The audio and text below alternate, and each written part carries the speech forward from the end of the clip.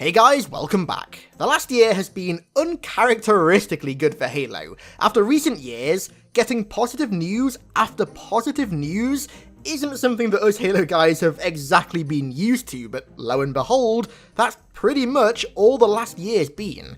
And so, with that in mind, I genuinely believe for the first time in a long time that Halo is on the edge of a massive resurgence in popularity. And today, I want to explain the various reasons why I think this. Some obvious and some definitely not so obvious. Quick shout out to my Discord server before we start. You guys should definitely join it. It's pretty iconic if I had to say so myself. The link is at the top of the description. Also, don't forget to follow me over on Twitter at HiddenXperia and also on Instagram too. The username is HiddenXperia. Pretty simple. So, my reasons for thinking that Halo is about to get really big again aren't just the typical surface level stuff like, oh my god, Halo Reach is coming to MCC and PC. Like, yeah, those things are like undoubtedly going to be big and I am going to talk about them, but I've got deeper reasons to believe that it's going to happen. Reasons that I think will be more convincing to those of you who are still skeptical.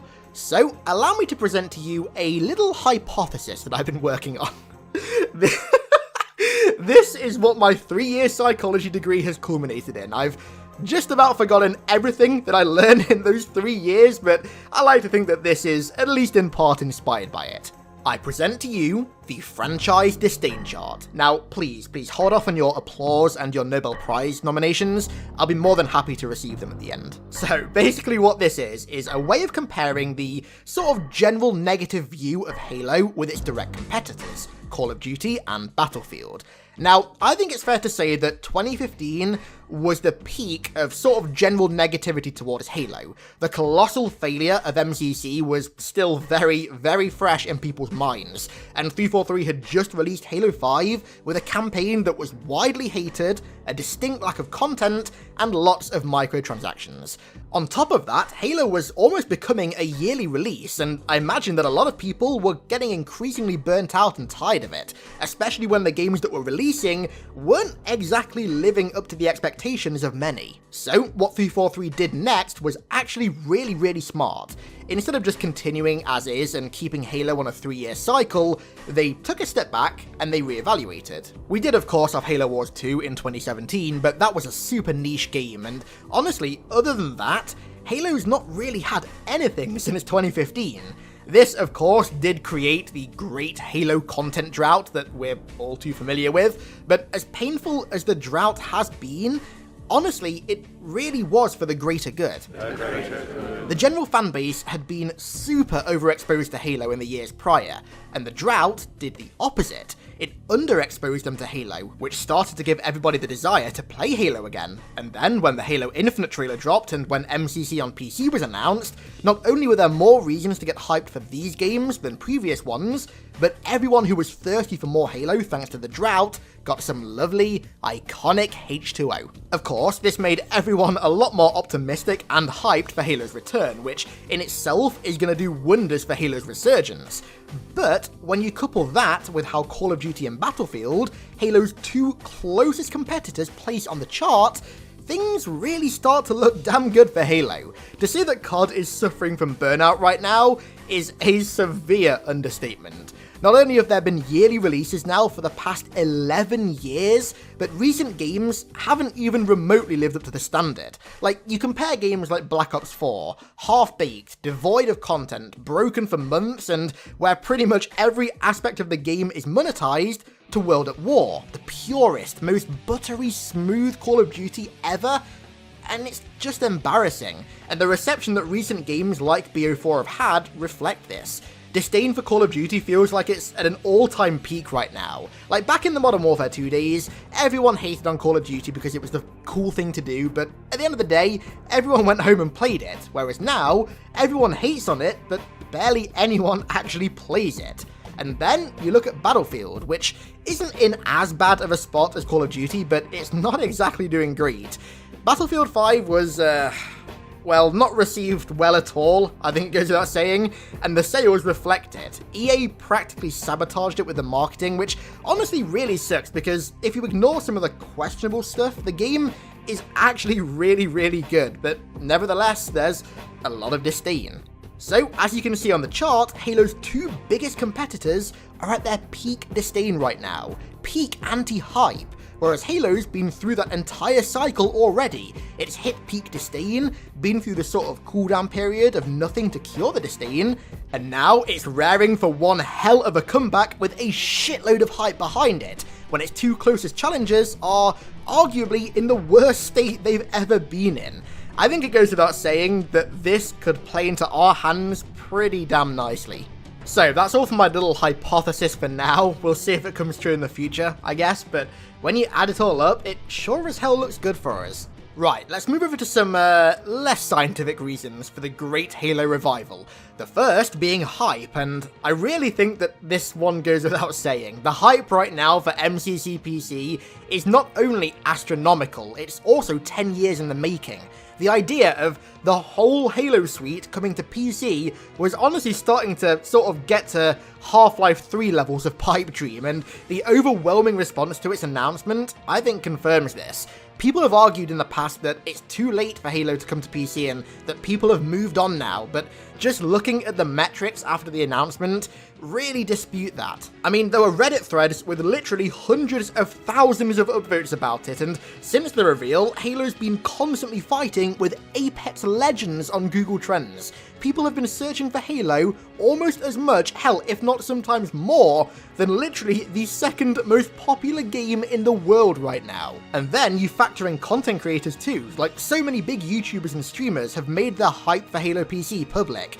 Doc, Courage, Tim the Tapman, Jack Frags, and that's just a few off the top of my head right now. In the day and age where a game's success can be solely dictated by streamers, having so many already on board should make you pretty damn hopeful.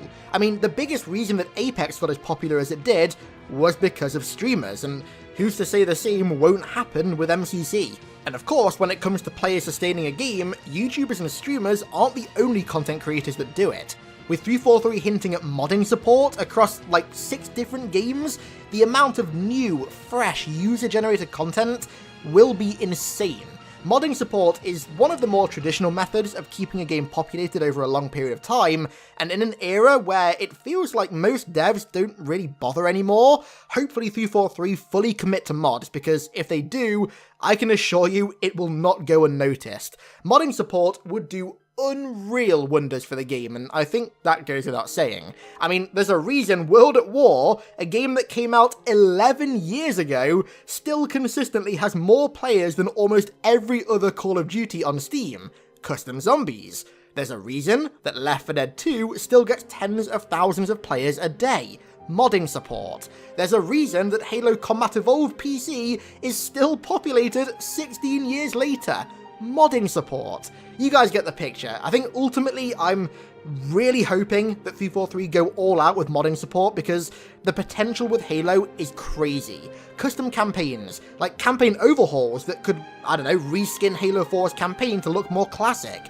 Custom firefight maps, custom multiplayer maps, hell, maybe even custom armor sets and weapons, and that's just me spitballing. Granted, I have no idea how modding actually works and how easy or hard some of those things will be to do, but I mean, they've mostly all been done before, so they aren't impossible. What it comes down to is having all the Halo games on Steam with Steam Workshop support is like heaven to so many people. And since you guys at 343 are clearly in the business of making dreams come true right now, let's add this one to the list. The potential is far too great to be ignored. Finally, let's round it off with something that I've actually not seen enough people talking about that could potentially be quite huge.